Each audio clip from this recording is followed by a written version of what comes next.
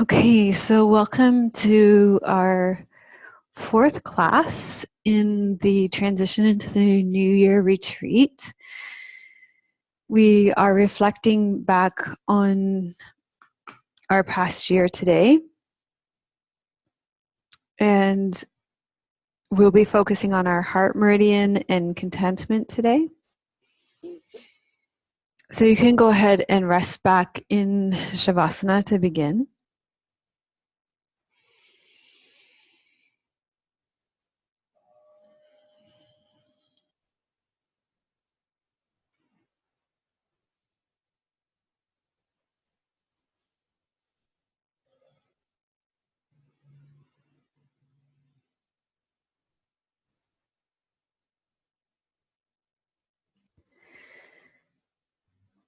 And start by feeling the support of the earth underneath you.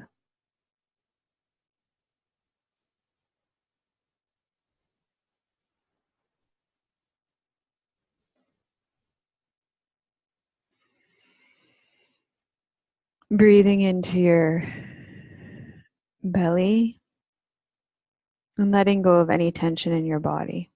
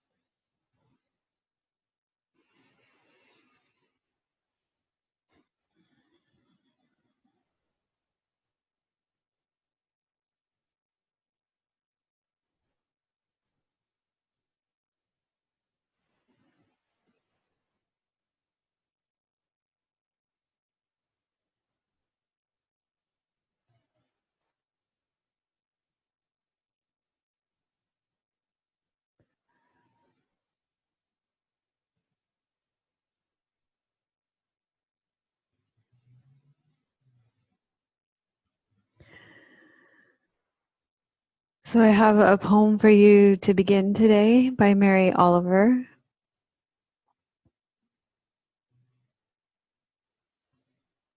What Gorgeous Thing by Mary Oliver.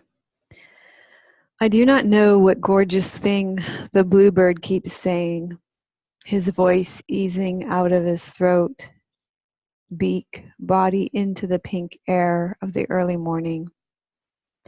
I like it, whatever it is. Sometimes it seems the only thing in the world that is without dark thoughts.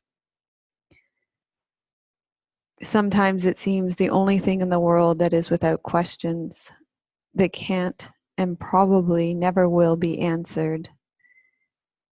The only thing that is entirely content with the pink, then clear white morning, and gratefully says so.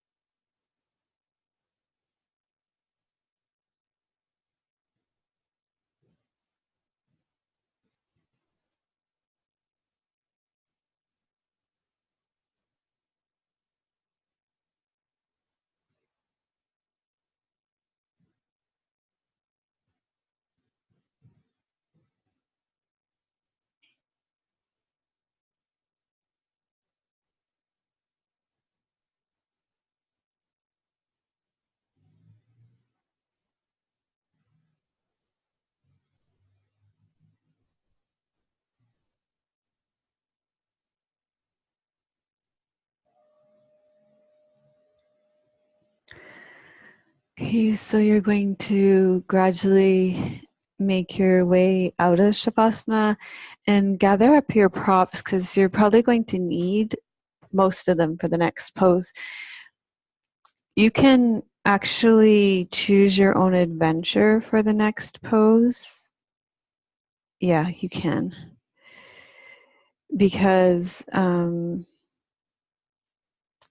yeah, so we're going to do the reclined hero's pose or the reclined half saddle. Oh, you've all turned off your video. Look at that. So I won't know which one you've chosen even. So you can do reclined hero's pose, or you could do banana asana, the side bend, where the heart meridian runs from the inside of from the base, your finger, the inside of your arm. And the intention is to get into this part of your arm with the pose, because we're going to do the half saddle with your arms overhead. So if that bothers your knees, then take banana asana instead. I'm just going to grab my bolster.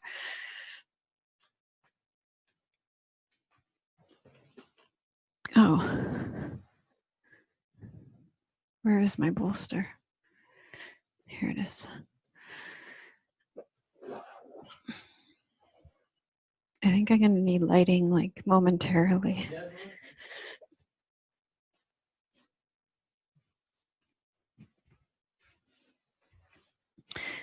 So if you decide on half saddle, I quite like this pose. Now, another thing that I do want to say is that for those of you that are doing these classes that did the class yesterday, so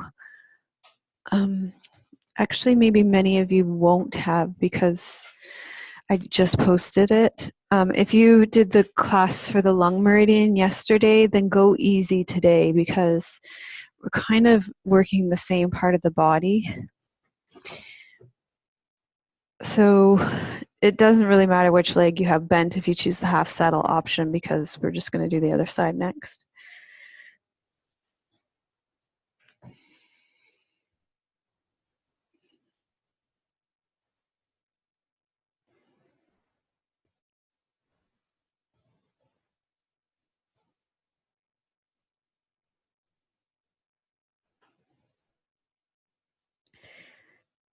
So remembering in a yin yoga class that we come into the pose, we find that appropriate edge. And if you, as I said, worked this meridian yesterday, then you probably want to find an even softer edge.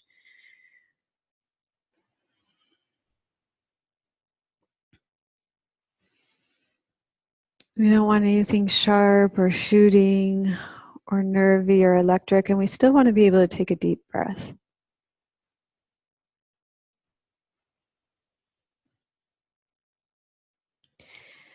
And then we resolve to be still, and we allow gravity and time to do all the work in the pose for us. Embodying the qualities of yin, the softness, the allowing, the yielding, the surrendering, the letting go.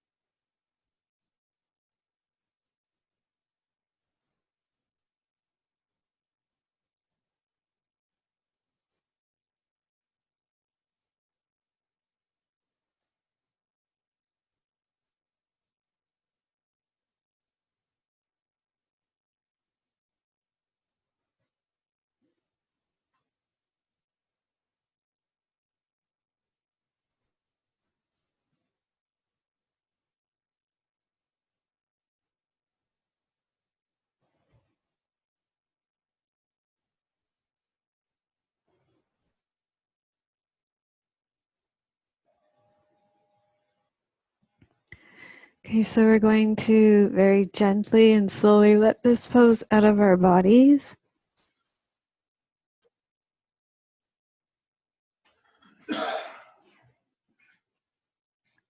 And come back to the center if you're doing the banana asana side bend, or release your one bent leg if you're doing half straddle. So in today's class, we're reflecting back and reflecting back on contentment over the past year. So I ask you, when over the last year can you remember being a good friend to yourself? What are your memories of being connected with your innermost self and feelings of warmth, love, and contentment?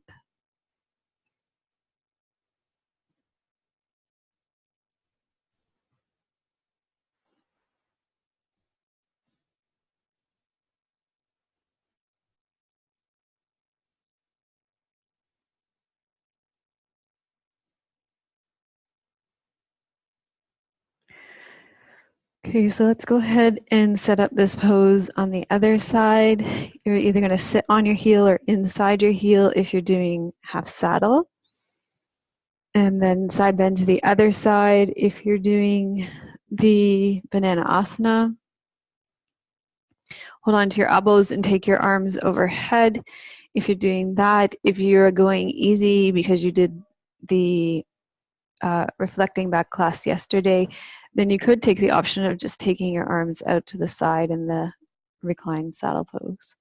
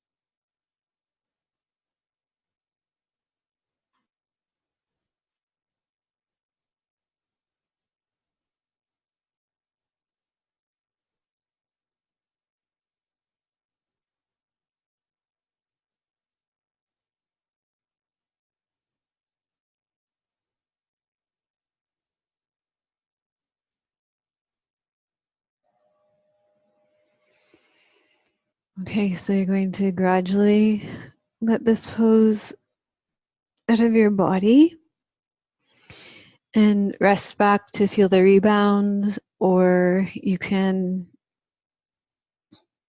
not, or you're going to rest back and feel the rebound.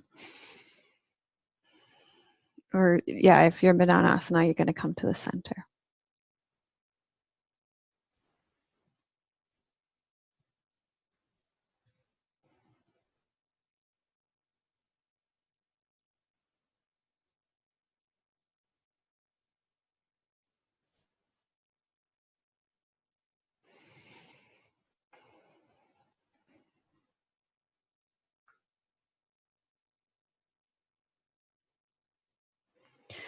Okay, you're going to put your props off to the side now.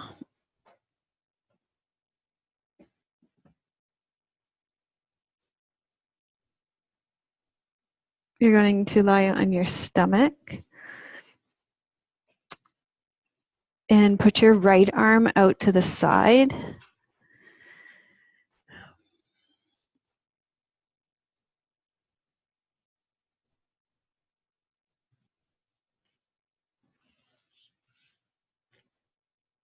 And place your left hand under your left shoulder. You're going to press into your left hand, pushing your body away towards your right extended arm, and draw your knees up underneath you for broken wing pose. Just resting here like that.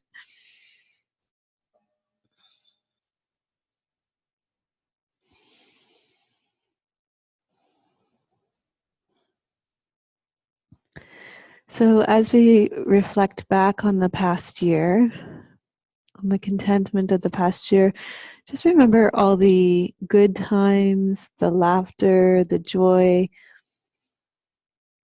the people that you shared good times with, and particularly the people that you resonated with, the people that you shared joy with.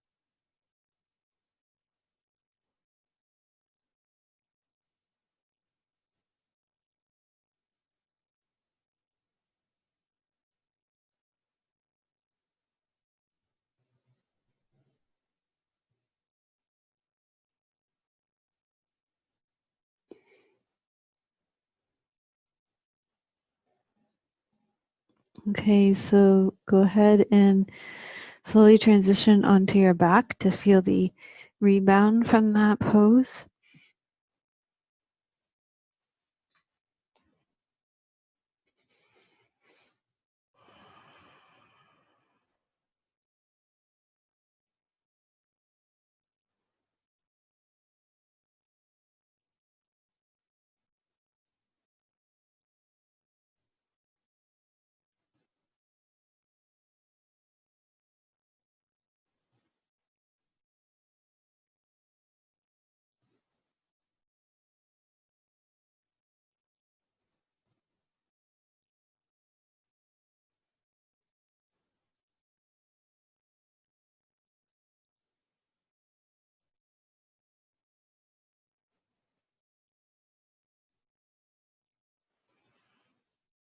And then you're going to lie on your stomach again. This time you're going to put your left arm out to the side.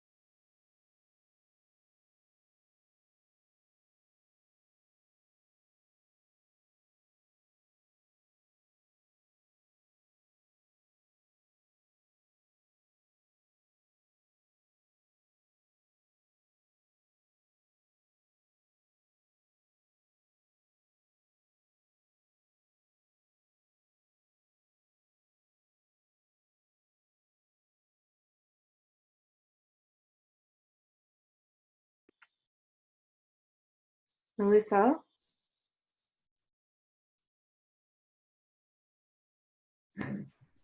Yeah, I've lost sound, audio.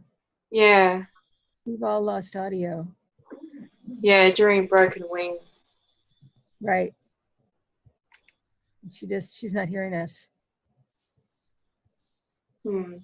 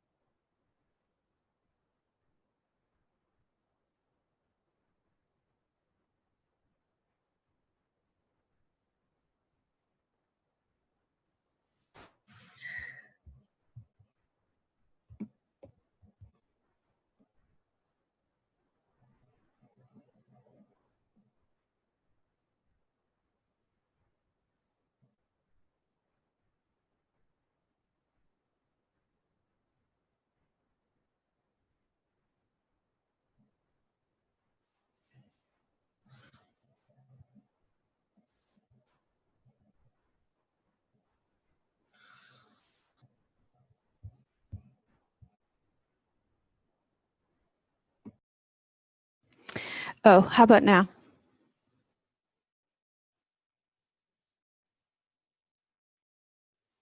Okay. I can hear you. Okay, great. I must have clicked my mute button on. There's a mute button on my. Okay, sorry about that, guys. Okay, so did you kind of get those instructions anyway for shall we do that again? So the next pose we're going to do is melting heart pose, and a variation on melting heart pose. So what I was saying is that it's kind of intense without the propping. So I'd recommend using some kind of propping. But basically, it's you do it on your elbows, your legs are at a 90-degree angle to the ground, and then you bring your hands in prayer position. And I would recommend that you come up onto a bolster, or you can use blocks here as well, or even instead of the bolster, you can use a chair. And just remember, we're going to be in this for 5 minutes, and to take it easy, especially if you did the class yesterday. So I'm starting the timer now.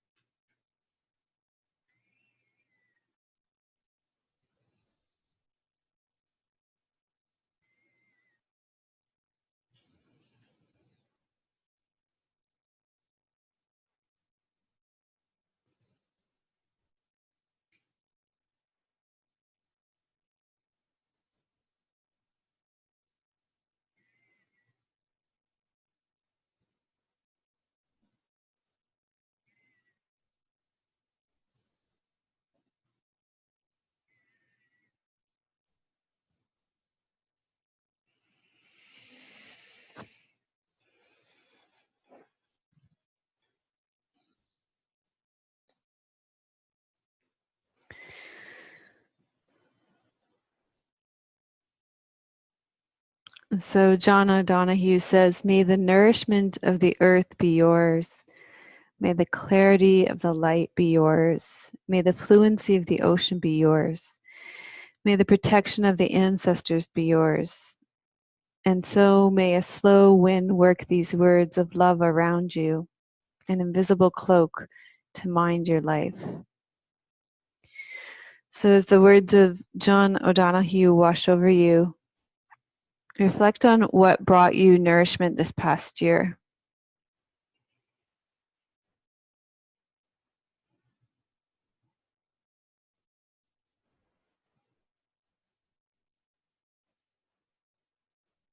And what brought you clarity.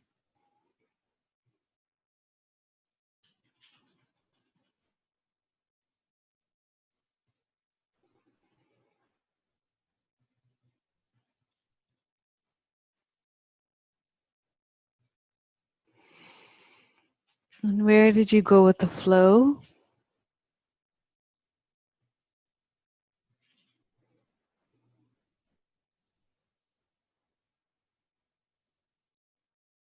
How were you protected?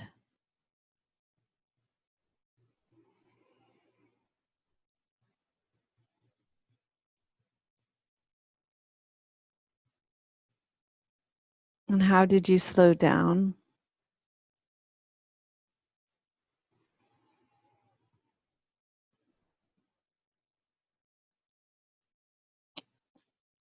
And where were you surrounded with love?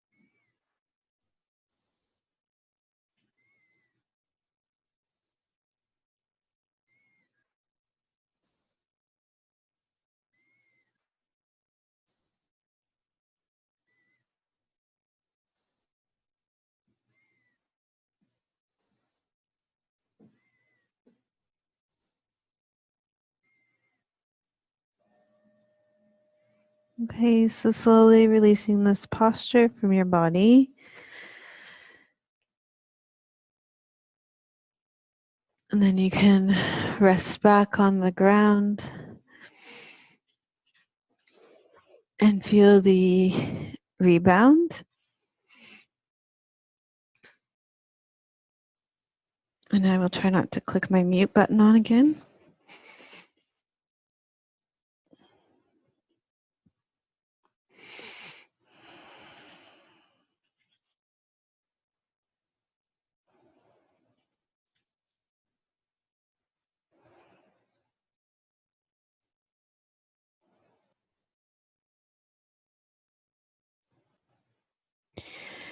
And then let's go ahead and stay on our backs now. And you're going to take your arms out to the sides. So remember, the heart meridian runs from the baby finger, the inside of your arm, to your heart on both sides. And you're going to bend your knees, press into your feet, lift your feet, lift your hips, take them over to the right side, and drop your knees over to the right side. You can fill the space under your knees if you wish with a bolster or a folded blanket or a meditation cushion, whichever works best for you.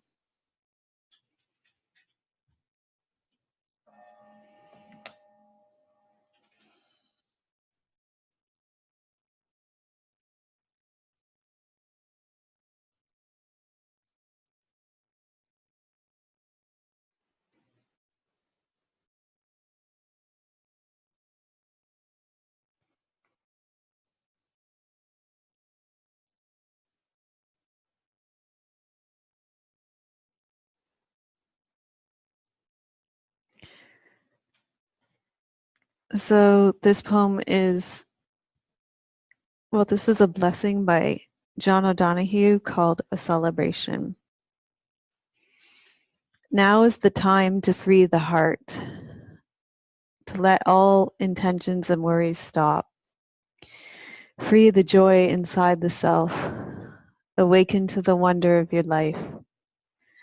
Open your eyes and see the friends whose heart recognize your face as kin, whose kindness, watchful and near, encourages you to live everything here. See the gifts this year has given, things your effort could never earn, the health to enjoy who you want to be, and the mind to mirror mystery.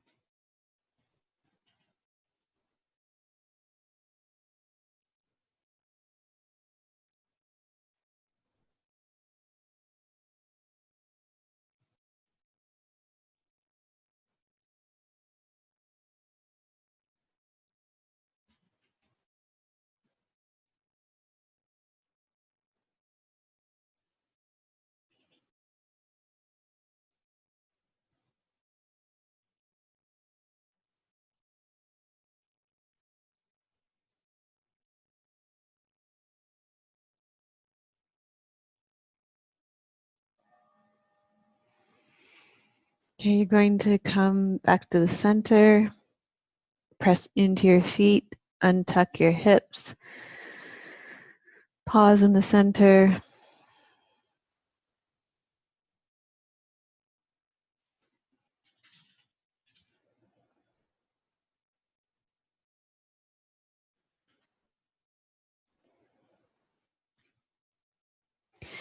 And if you've chosen to have any extra propping underneath your legs in this pose, just move that propping over to the other side. And then you'll press into your feet, lift your hips, take them over to the left side of your mat, and lower your knees over onto the floor or onto your props, coming into the pose on the other side.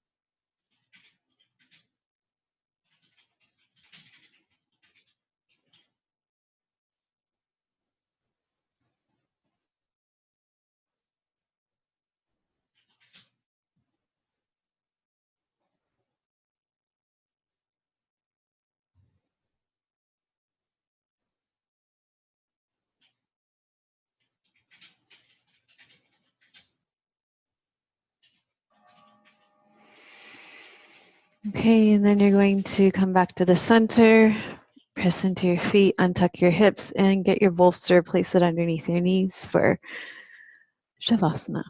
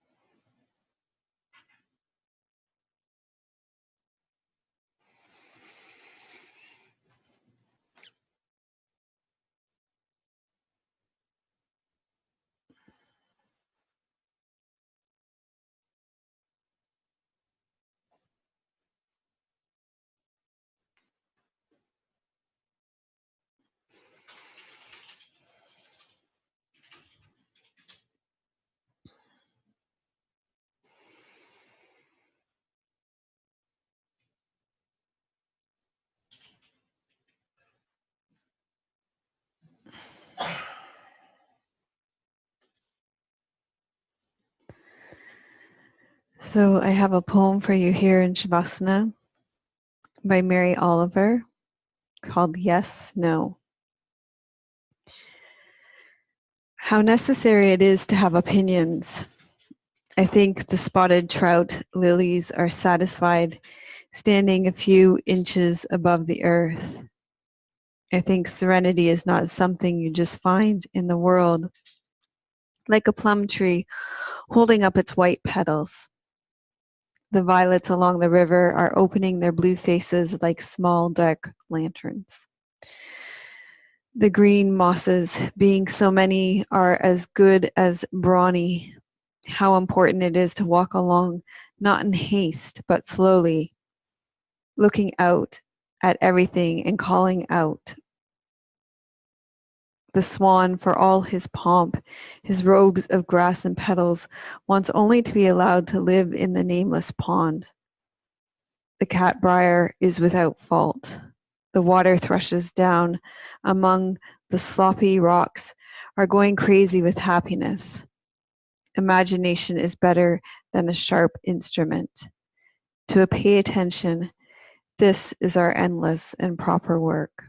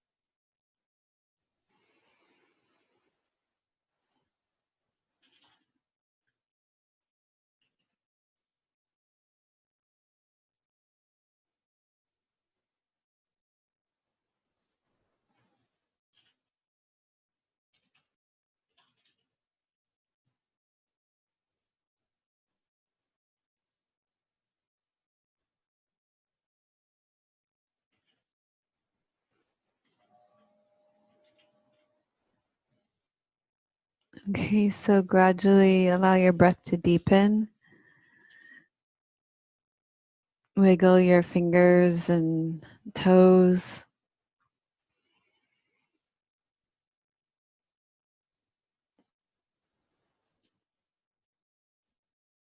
And then you can bend your knees, roll to your side, and slowly make your way up to seated. And from a seated position, we will sit and seated just for a moment to reflect back on our experience. So choose a comfortable seated position, either on a meditation cushion or in a chair, kneeling on a block. Feel your connection with the earth.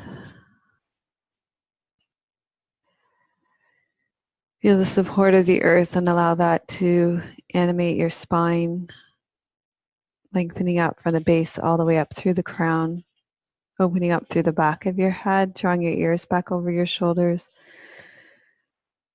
Letting your elbows drop directly underneath your shoulders, not pulling you too far back or too far forward. Space between your teeth and your tongue floats in your mouth.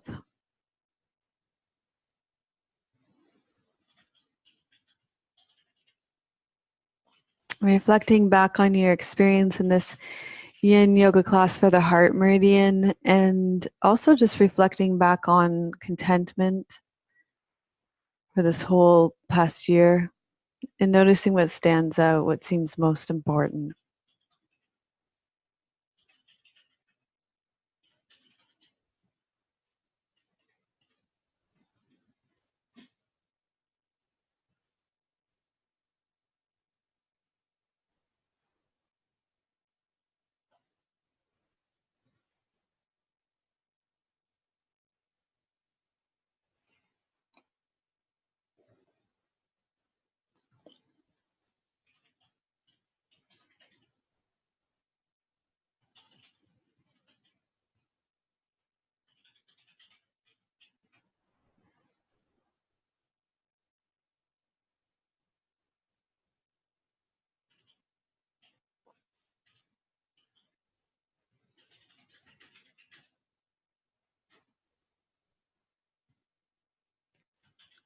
And then when you feel ready, you can allow yourself to come back to our circle.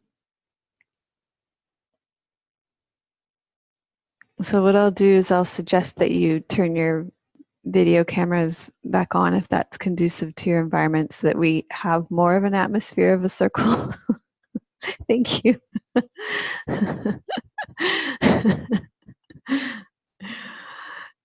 But maybe what we'll do is keep the lines muted just so we have a quiet environment, and then you can unmute just when you're speaking, and then you can mute yourself again.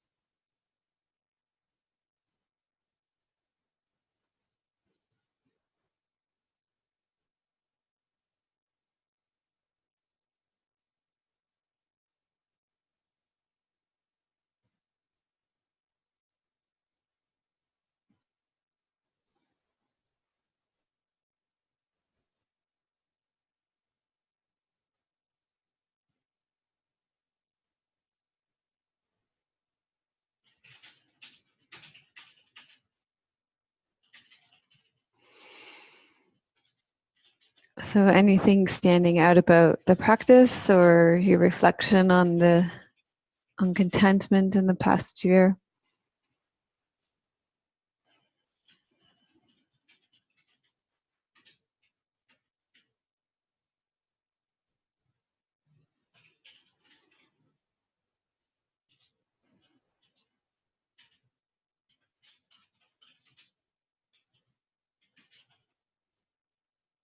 I think I sort of missed the past year because I refused to let myself be content. I was looking forward and hoping for something different. next month and next year and so on. And that's kind of a loss, Hmm. because there were good things this year that I could have been content about. Hmm. I wasn't as present as I'd like to be. So as you reflect back now, what are some of those good things that you are aware of now? The silliness of the kids, the afternoons of homework and laundry and things I won't get back that are common everyday miracles. Mhm. The rushing around didn't help. There were days when there was no rushing, and that was lovely, to be able to read or to sit or to talk together as a family. That was beautiful. But I didn't stay present with those things very long. And that's too bad. So there's been a bit of grieving for things, for situations, which is, I think, healthy for me to set up for the next year. Mhm.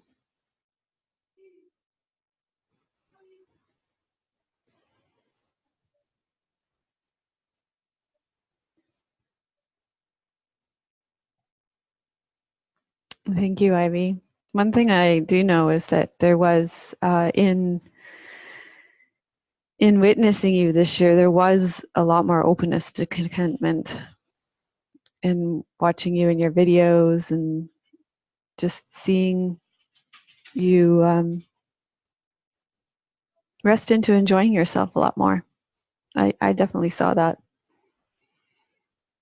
Yeah, I do feel that I was more comfortable filming this year than I've been in the last, 4 or 5. So for some reason, I just kind of fell into myself. A lot of what I did came more from myself. So it was a little bit more authentic, and I was more comfortable expressing than I had been previously, I think. Hmm. Yeah, that really came through.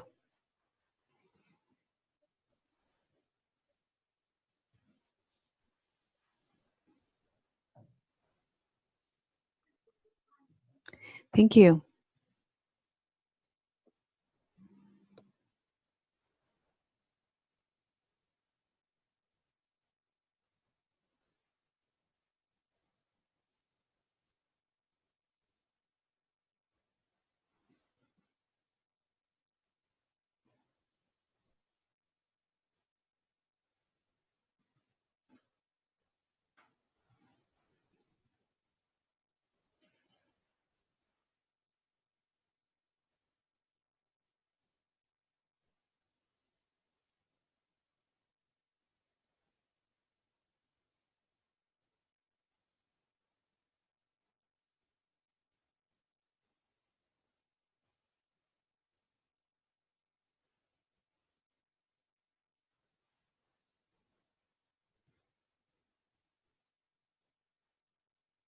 I can remember times of contentment, but what strikes me now is that I'm afraid to relax into them because of the knowing that they will be removed or something will shift, and the fear that the shift is going to be, I mean, none of this is verbalized. This is something that I look underneath and go, oh wow. Because when I relax into those feelings, fairly quickly there's a tension of well, I better be alert because something's going to come in now and take this away or make things bad or the like. So it doesn't remove the contentment, but I think it may. I don't know. I'm not sure.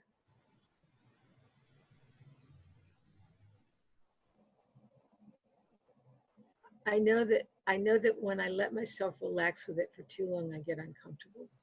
Too long, I get uncomfortable. Like, okay, I better not let my guard down for any longer than this.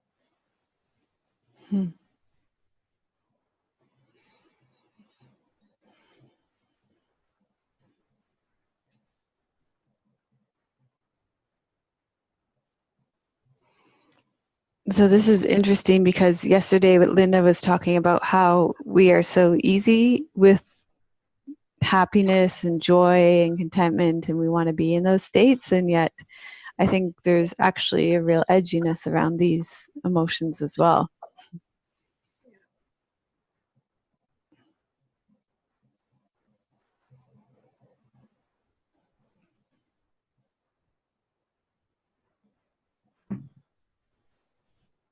Yeah, I relate to that. Not wanting to let the guard down. But I've noticed that has changed this year.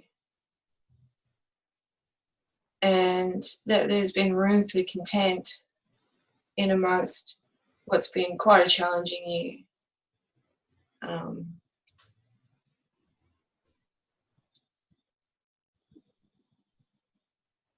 And it's the small things.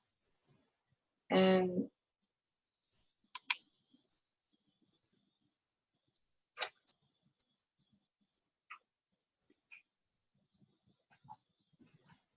yeah, I lost my train of thought there. I'll write it out in the forum later. But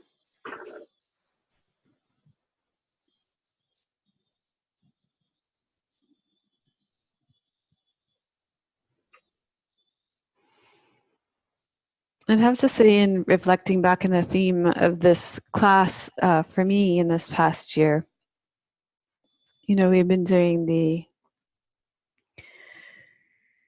I've been doing the somatic meditation for, I think, 1.5 years now. And yeah, 1.5 years. And so doing that silent meditation for 1.5 years creates a lot of space in your body, in my body, where there used to be a lot of tension. And a lot of controlling and a lot of gripping.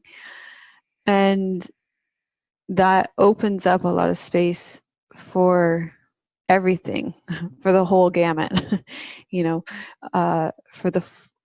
for the wholeness of experience. So I would say that allows me to experience a whole lot more contentment than I was used to experiencing, a whole lot more joy. But that I also experience everything more fully. So a lot of emotions more fully. But definitely contentment and joy, whereas before I can relate to maybe those feelings of really kind of having to have a stronghold on my life, or a kind of stranglehold on it, where there wouldn't be space to kind of relax into and enjoy life as it was unfolding as well. And there just seems to be so much more space to enjoy all of it, the work, the people. People can be crazy, right? But there's kind of a humor in it now, and life continues to get busier, and the demands of the work continue to increase, and yet there's a kind of relaxing into it and enjoying I don't want to make light of it, but kind of that, it is just life, it is kind of, not that it's a joke, but that it is a bit of a laugh. The way Pema Chodron says that we can just lighten up and not take ourselves so seriously. So I mean, that's really been very true for me.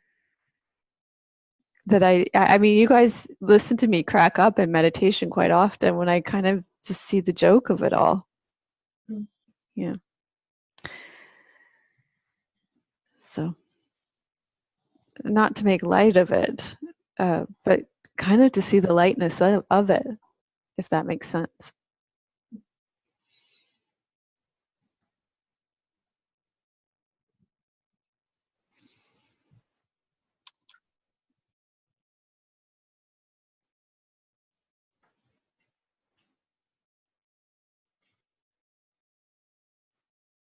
For myself, I mean, mostly last year,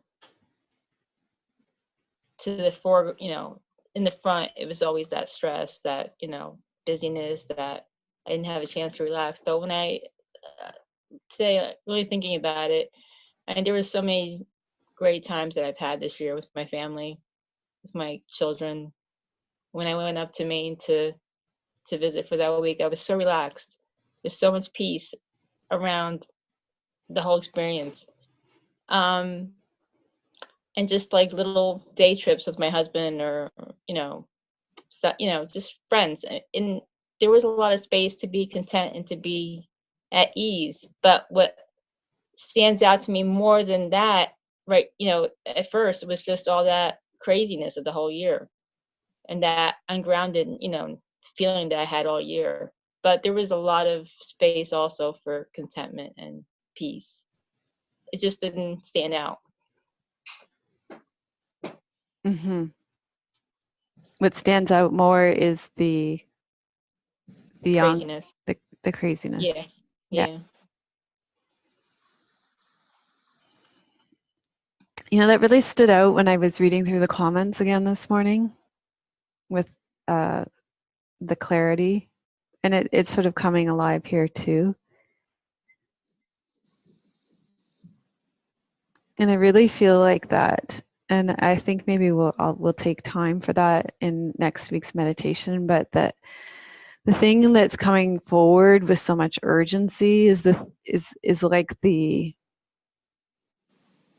child having the temper tantrum that needs the attention. It's the poison is the medicine thing. Mhm. So as uncomfortable as it is, it's the part of our life that we need to turn towards and attend to, right? Mm. And with tenderness and compassion and kindness. Because it's coming forward because there's some kind of discomfort or dissatisfaction, or a part of ourselves is really uncomfortable with that part of our life, right? I think.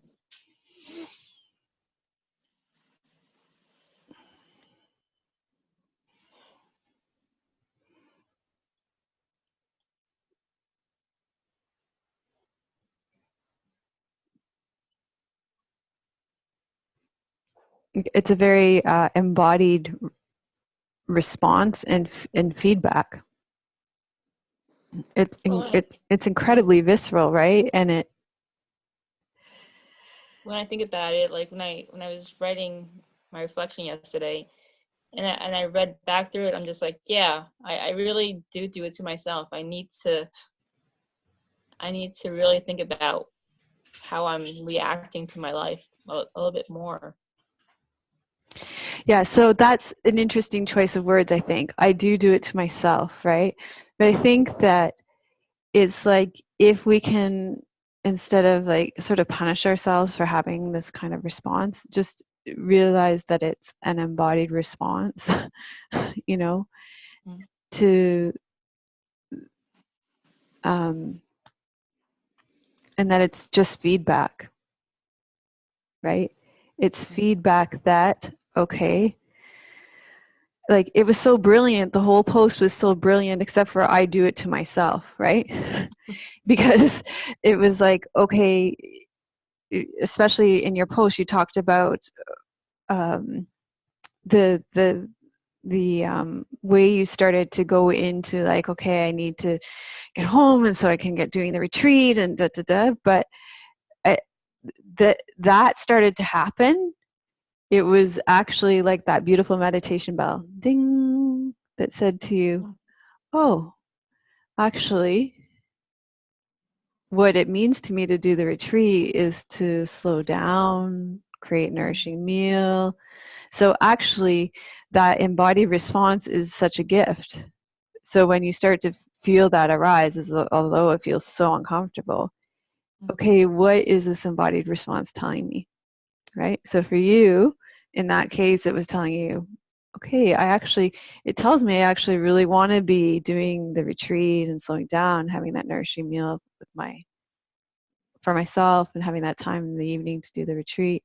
For Ivy, it's like, okay, all that rushing and trying to do everything, actually there's something really beautiful underneath that all, that is that, I love spending time with my grandchildren. I love doing things with my family.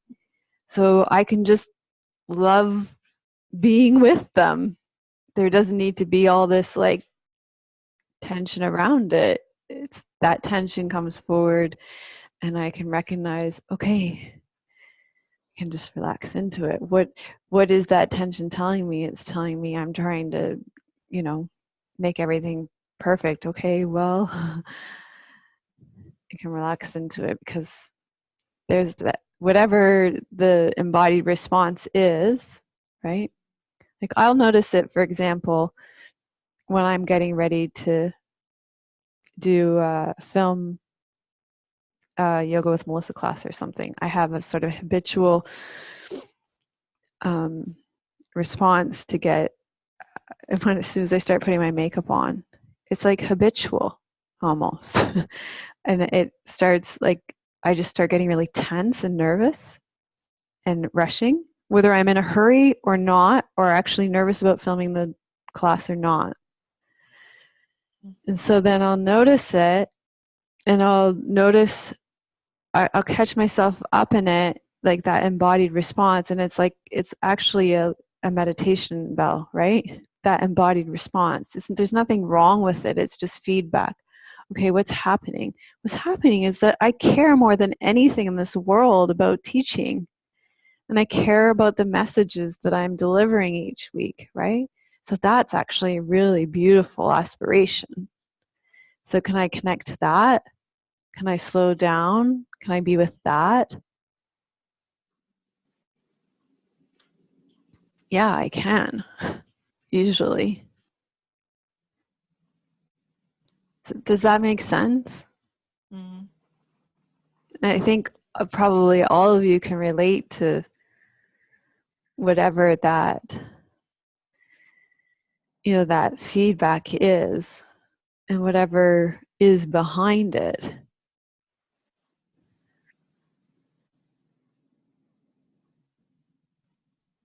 Such a really great way to think about that. Yeah, because there's nothing wrong with you, right? Just like there's nothing wrong with me when I'm doing my makeup and then all of a sudden that tension just starts coming in, or that nervousness starts coming in.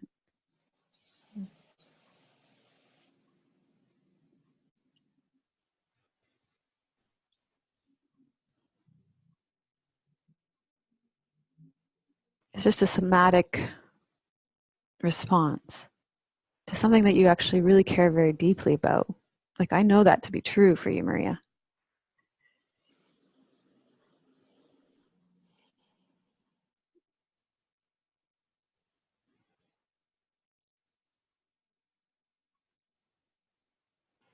And then there are going to be things that we can't change, that are out of our control too. Things like when I think about my mom coming, and I get really scared and really tense, and so what's behind that aspiration? Like, what's behind that embodied response? Well, there's an aspiration to have a beautiful, loving relationship with my mother. Is that going to happen? Probably not. But behind that is a really beautiful longing.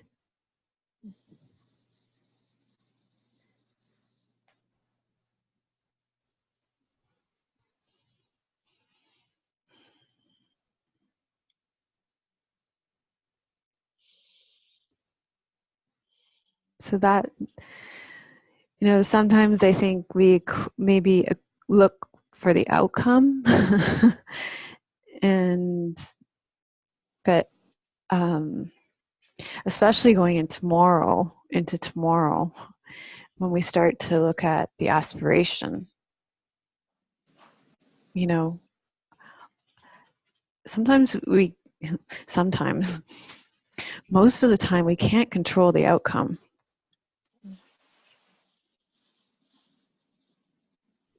But a lot of the time we can be with our own internal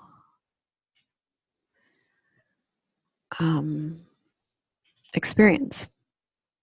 And how often do we abandon our own internal experience for the sake of trying to control the outcome? Like so often, right?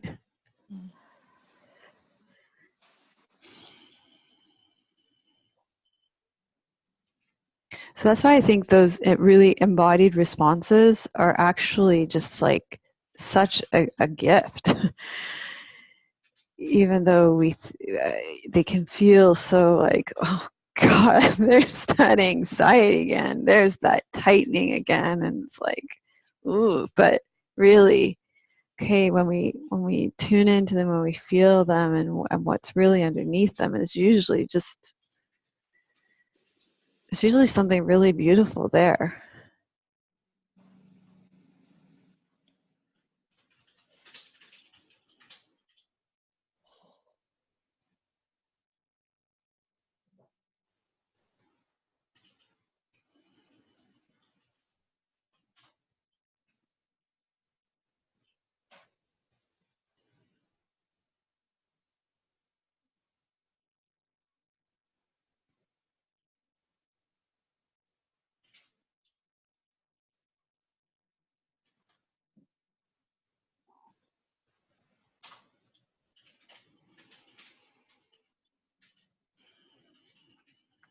I'm gonna have to get really close to be able to read that. I don't have my glasses on or anywhere near.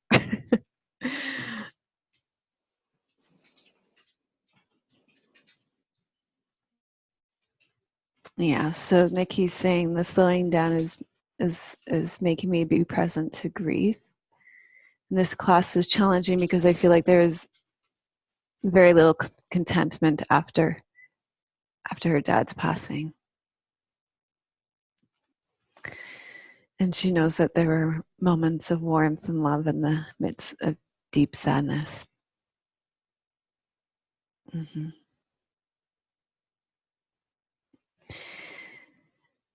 Yeah.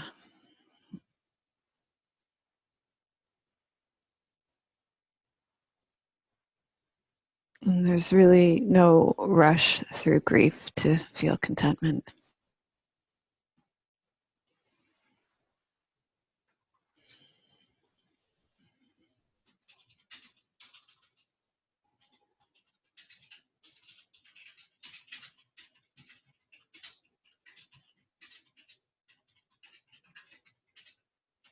I even think that grief is just so beautiful too, because with grief and loss, there's just so much love in that. As difficult as it is.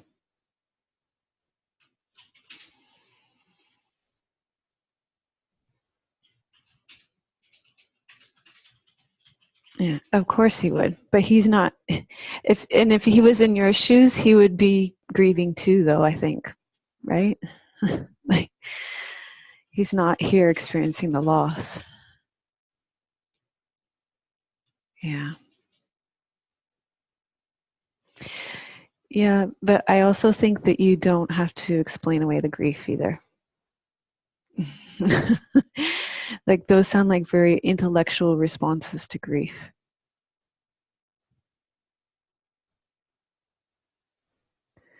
So the grief series in the membership community is a really beautiful series, Nikki, because it's very slow, it's very gentle, and you can stay with it and cycle through it it doesn't rush you through grief at all. There's no rushing through grief, and it'll cycle back. You know, there's no timeline for grief.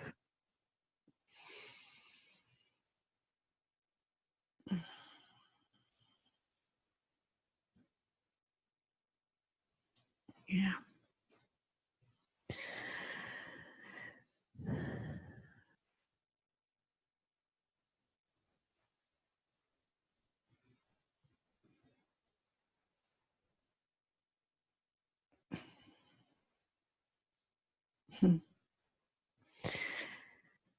So I do appreciate each and every one of you so very much, and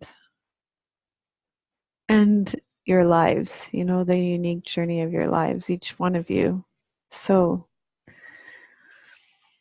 special. It's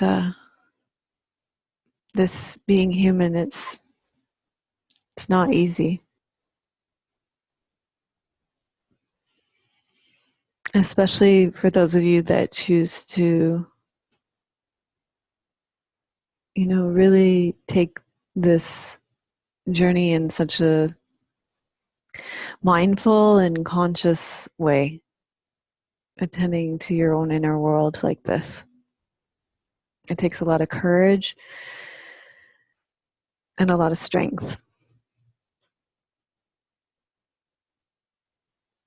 So I admire that. So thank you. Unless there's anything else bubbling to the surface right now, thank you for your presence here today, and I may see some of you tomorrow, and or on the forums as well. Hopefully I will satisfy my need for some kind of baking tonight. You guys are killing me with all those food posts. Namaste, everybody. Bye until tomorrow.